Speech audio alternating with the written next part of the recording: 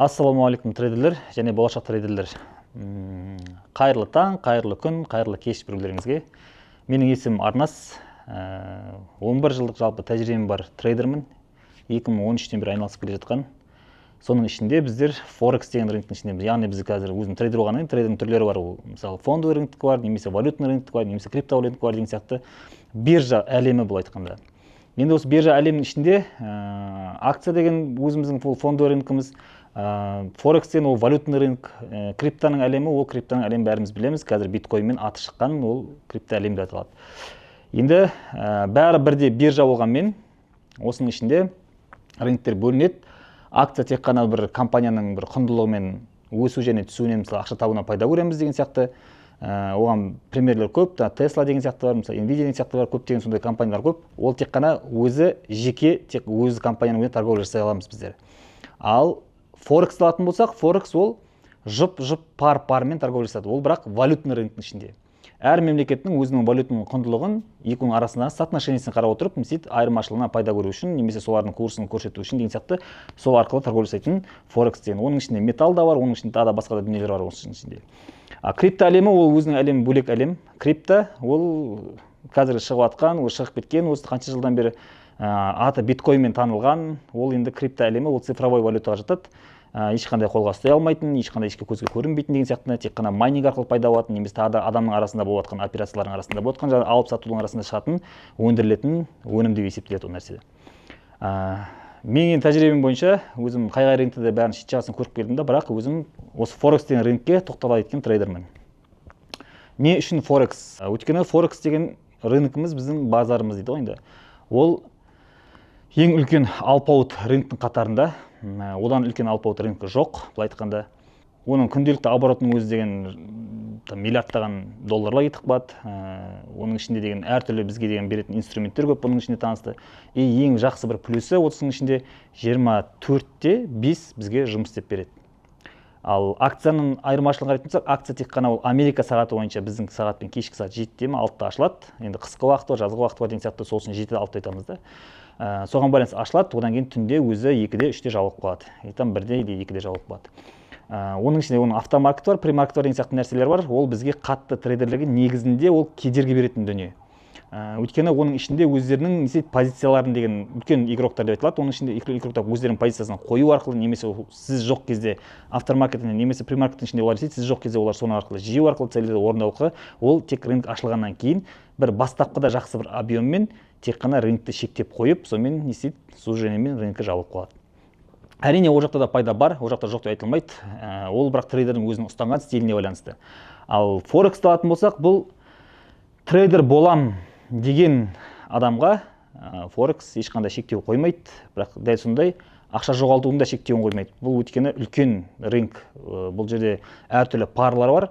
Енді өзімнің опытым бойынша айтып кетейін, осы жерде коронавирус деген бір дерттен кейін біз көпшілігі активно осы трейдинг саласымен айналыса бастады да бізде.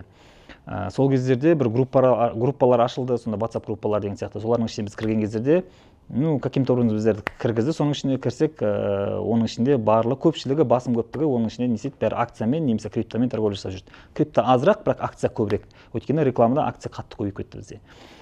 Олар ойлады тек акция ғана, сол трейдерство немесе биржа деп ойлады көбіне. Неге? Өйткені мен сол жаққа кіріп, өзімнің көрсетілген нәрселерді, өзімнің платформаларында MT4, MT5 деген сияқты нәрселерді мен жіберген кездерде, бұлар менен сұрайтын еді.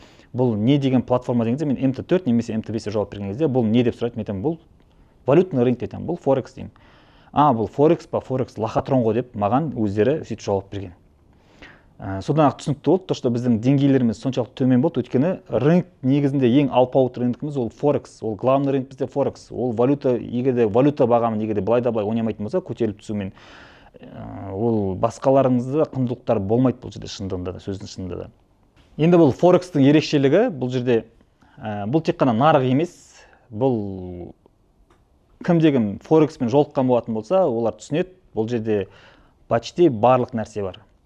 Психологияны тәрбиелеу де бар осының ішінде, өзіңді өзгерту де бар осының ішінде, одан кейін интуицияға берілмеу деген нәрсе бар осының ішінде. Сіздердің осы күнге шейін көрген анализдеріңізге бағынбай кететін де парлар бар. Енді біз келетін болсақ, осы Форекстің ішінде енді қызық жері оның деген. Форекс әлемде жүрген трейдерлермен жолыққан кездерде, біз сөйлескен кездерде, осының ішінде де өздерінің лохотронға санайтын дүниелері бар. Ол жоқ емес. Ол қазіргі күнде қазір хит деп отыр осы нәрсе. Оның бір себебі, мысалы, біз деген франк пен доллардың соотношениесінің арасында біз жұмыс істейтін болсақ, немесе тағы да басқа бір евро мен доллардың арасында соотношение жұмыс істейтін болсақ, солардың арасындағы анализді жіберіп жатқан кезде, егер де біз арасынан шығып күмісті немесе алтынды мысалы деген скрин ретінде болмаса анализ ретінде жіберіп қалатын болсақ, оның ішінде сол форекстің ішінде жүрген адамдардың өзі алтыннан қорыққан себептен ол не дейді, кішкене лохотрондау деп айтады ол нәрсені деген. Өйткені неге? Алтынның волатильності өте жоғары. Алтында осы форекстің ішіндегі дүние, ол өзгеше нәрсе емес, ешқандай бір бөлінетін нәрсе емес. Мысалы, евро доллармен сауда-саттық жасау, немесе басқа да швейцарский франкпен жасау деген сияқты нәрселер қалай сауда-саттық жасалса, алтын мен доллардың немесе алтын мен евроның сауда-саттығы дәл солай жасалады. Ешқандай айырмашылығы жоқ, оның ешқандай өзгешелігі жоқ. Егер де біздер валютный рынктың ішіне жүріп, валютаны қолға алмай біз торговля жасайтын болсақ, заманға сай алтында дәл солай, мысалы деген, алтын индексімен немесе CFD-мен біздер не істейміз, сауда-саттық жасай аламыз. Дәл сондай, ешқандай айырмашылық жоқ. Валютаның да, болмаса металдың да бірдей сауда-саттық жасалатын бізге мүмкіншілік форекс беріп қойған. Сондай өзінің ерекшеліктері бар. Енді басқа да информациялар көп негізінде айта беретін болсақ бұның ішінде. Бірақ ең жақсы нәрсесі, бұл ең үлкен рынок. Бұл рынок өлмейді ешқашан. Пока әлемнің экономикасы тоқтамайынша, форекс те тоқтамайды ешқашан. Енді трейдерлік жолға қадам басқаннан кейін біздер өзімізге бір сфера таңдау керекпіз. Мысалы деген, или фондовый рынок, немесе крипто әлемі, немесе форекс таңдаймыз да. Біз бәрін бірдей алып жүре алмаймыз. Өйткені барлығына қарайтын өздерінің анализдері бөлек-бөлек көзқараспен қарау керекпіз. Енді осының ішінде, мысалы, форекс таңдайтын болсаңдар, форекс кімдерге таңдауға болады, яғни кімдерге істеуге болмайды деген нәрсе бар. Форекс өте, былай айтқанда, қауіпті. Егер де ақша жағына келетін болсақ, рискісі өте жоғары. Енді оның ішінде парлар бар, оның рискісі төмен, өте төменде парлар бар. Ешқандай қорықпайтын, маржа көп алмайтын деген сияқты нәрсе. Ал басқа да мысалы қызығушылықпен, егер де азартпен келетін адам болатын болса, оған форекс деген рынокке келудің ешқандай қажеті жоқ деп ойлаймын. Өйткені бұл форекс деген нәрсе адамды сондай психологически болсын, эмоционально болсын, сізді де не істейді, тескілеп, сіздің қай жерден кіріп, яғни қай жерден шығып отқаныңызды біліп отырғандай сіздер не істейді, азартқа түсіреді. Егер де сіз азарт көзімен қарайтын болсаңдар, онда ол сізге азарт болып саналады, азартқа келмеген жөнге санаймыз. Ал егер де жоқ, сіз трейдерлік қадам, оны бір кәсіп ретінде, оны бір мамандық ретінде қарайтын болсаңдар, онда форекс таңдау ол өте жоғары деңгейдегі рынок болғаннан кейін сізде дәрежеңіз көтеретін рынктың қатарына жатады. Жақсы трейдер болып шығуыңызға. Енді әлдене бастапқыда білім керек оған, жүйе керек оған, одан кейін тәрбие керек кішкене, осыған орай бәріне уақыт керек осының бәрін арнауға. Осының бәріне өткеннен кейін ғана біз не істейміз, бір профессионалдық деңгейдегі бір трейдер болуға қадам басамыз. Одан кейін екінші кімге келуге болмайды. Оларға екінші келмейтін адамдарымыз, олар бізде ақшасы соңғы ақшамен келетіндер. Келіп, азантай ақшамен мен қазір үлкен ақша көтеріп кетем, немесе сразу байып кетем, тағы да бір байлықтың бір иесі оған деген сияқты ниетпен келетін болса, форекске келудің ешқандай қажеті жоқ болған.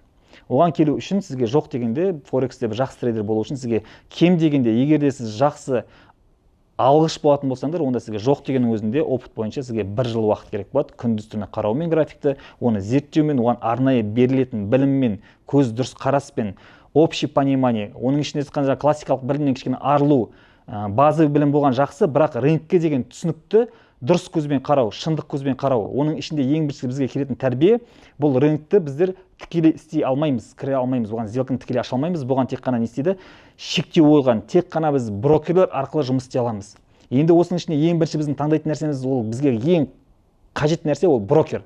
Брокерге қатты мән беріп, оны біз жақсылап зерттейтін болсақ, брокердің кім екенін, қалай жұмыс істейтін екенін, ол қандай брокер екенін бәрін зерттеп болғаннан кейін барып келетін болсақ, ол біздің бірінші қадамымыз басылған деп есептейміз осы жерде. Енді брокер турасында біз кішкентай нұсқа айтып кете қояйық, осы жерде сіздерге білім болсын осы нәрсе. Брокерді таңдайтын кезде сізге ең бірінші не істейміз, біздер документациясын, лицензиясын қараудан бұрын бізге ол нәрсе мүлдем қажет емес. Өйткені форекс брокер қай әлемде болмасын, қай жерде болмасын, оның барлығы офшорный счет болады деген. Ол ешқандай бір тіркелмеген счет, бұл айтқанда. Ол егер сізді лақтыратын болса, ол просто лақтырып кететін болса, ол қай жерде болмасын, лицензиясы болмасын, ол сізді лақтырып та кетеді, ақшаны төлемеуге хақылары бар. Өйткені оның артынан ешкім іздеп таба алмайды. Екіншіден, оны сол үшін документацияны қарамаймыз. Бізге ең бірінші қызық нәрсе, ол бізге қандай платформаны ұсынып тұр. торговля платформа деген нәрсе бар, осымен жұмыс істейтін. Қандай нәрсені ұсынып тұр деген кезде бізге главный бізге керек нәрсе MT4 немесе MT5. Ол MT деп отқанымыз MetaTrader 4, MetaTrader 5 деген екі программа бар. Осы екі программаны сол брокер ұсынып тұрған болса, значит ол бірінші қадамымыз, біздікі дұрыс таңдауымыз. Екіншісі, одан кейінгі біздікі транзакция дейді, мысалы ақшаны шығарудан бұрын бірінші ақшаны салатын жолын біз бірінші білу керекпіз. Ақшаны салатын кезде бізге ең бірінші ол верификация өткізе ма, немесе верификация өткізбей ма? Верификация деп отқанымыз біздің документациямызды толық қабылдап болғаннан кейін ақша салғыза ма, немесе ақшасын салғызып болғаннан кейін шығаратын кезде бізге верификация өт, содан кейін ақшаны шығарамын деп айтамын екен. Осы нәрсеге біз қатты көзқараспен қарау керекпіз. Ол біздің уже екінші қадамымыз, жасап жатқан жақсы. Одан кейін үшінші қадамымыз біздің қандай плечо бар ішінде, немесе қандай условия бар, қандай счеттар бар деген сияқты нәрсеге біз қатты көңіл бөлеміз. Мысалы, своп бар ма, жоқ па деген сияқты нәрсе. Бұл жерде қазір көптеген талас тартысқа кететін болады. Бұл жерде жаңағыдай своп болады, болмайды деген нәрсе кетеді. Біз енді ол тақырыптан біз арыла тұрамыз кішкене. Алдағы уақытта бір ол тақырып бойынша да сөйлесеміз. Бұл жерде қазір бізге керек нәрсе осы счеттардың барлығын анық қана көріп, көзіміз жетіп, бізге керекті условия болатын болса, содан кейін біз қабылдаймыз. Бізге қандай условия керек? Своп болмағаны керек бізге. Барлығы енді ашкөздікпен, немесе бір қызығушылықпен, немесе бір басқа бір тағы да психологический нәрсемен деген неге екенін түсінбеймін. Осы нәрсені барлығы спредтің аздығын іздейді. Жоқ, егер де спред 0-ге жақын 1, 2, 3, 5, 6 болатын болса спред, значит ол брокер алаяқтау деп біз санаймыз. Өйткені брокер деген кім деген кезде, брокер ол делдал, ортадағы посредник, тек қана рынок пен трейдердің ортасында посредник. Ол неден пайда көреді деген кезде, өзінің бір шектеулі комиссиясы бар, счетқа байланысты, немесе тек қана спредтен пайда көреді. Спред деп отқанымыз цена мен брокердің қойған өзінің ценасы бар, сол өзінің комиссиясы. Бізге ыңғайлысы, егер де біздің счеттарымыз бөлінеді, ECN деп бөлінеді, немесе профессионал прошет деп бөлінеді, сол сияқты мысалы STP деп бөлінетін счеттар бар. Соған байланысты егер счеттің түріне қарайтын болсақ, ECN ол более профессиональный, ол скальперлерге жақсы, олардың спредтері всегда төмен болады, бірақ комиссиясы бар. Сол сияқты, егер сіз скальпер сияқты ұғыммен, скальпер сияқты стильмен келетін болсаңыз, скальпер ұғымыз тез кіріп шығу деген стиль. Осыған келетін болсаң, онда сізге ECN деген счет жақсы болады, бірақ оның спредті жақсы брокерлердің өзінде 10-15 сондай болып тұрады. Ал басқа счеттарында 30 сондай болып тұрады. Өйткені олардың комиссиясы, солар арқылы тек қана пайда көреді. Не үшін олар содан пайда көреді? Өйткені олар сіздердің ақшаларыңыз оған керек емес. Ол тек сіздердің комиссияңызды алу мен сіздің позицияңызды рынокке ашып береді. Пайда көрсеңіз де сол комиссиясын алып қалады, одан артық ала алмайды. Минусқа кетсеңіз де тек сол комиссиясын алып қалады. Болды. Ол рынокқа кіргізіп берген үшін өзінің жұмысын атқарып отырады осылай. Ал басқа брокерлерге де 10-нан төмен, қатты төмен түсіп кететін болса, 0-ге жақында брокерлер көп, ондай брокерлер болса, олар бізде алаяқ деп айтамыз. Оны не үшін айтамыз ол нәрсені? Өйткені олар сыртқы нарықпен жұмыс істемейді. Олар ішкі нарықпен, өзінің ішінде оборотпен жұмыс істейді. Яғни сіздің ақшаңыз егер де брокерге минусқа кететін болсаңыз, олар брокерде қалады, олар рынокте қалмайды нарықта. Сол себептен біздер брокер таңдайтын кезде осындай бір системаларына, осындай жүйелеріне біз қатты көңіл бұру керекпіз. Енді біз соның ішінде айта кететін болсақ, екі платформа бар. Біздің қолданатын көбіне бірі MT4, MetaTrader деген сияқты, MetaTrader 4, MetaTrader 5 деген бар. Енді бұл нәрсе екеуі екі бөлек платформа болғаннан кейін, екеуінің ценасында, объемдарында, басқа нәрселерінде не болады? Өзгеріс болады. MT4 пен MT5-тің айырмашылығы, MT5-те кішкене комфорттылық жағына қарай жақын. Адамға бір не жасағанда көп ашық болған позиция болса, бір кнопкамен басып жауып тастауға болады, мысалы бір кнопкамен тайып қойып тастауға болады деген сияқты нәрсе болады. Ал MT4-те, MetaTrader 4-те ол нәрсе жоқ, бірақ ол өте қарапайым ішінің барлығы.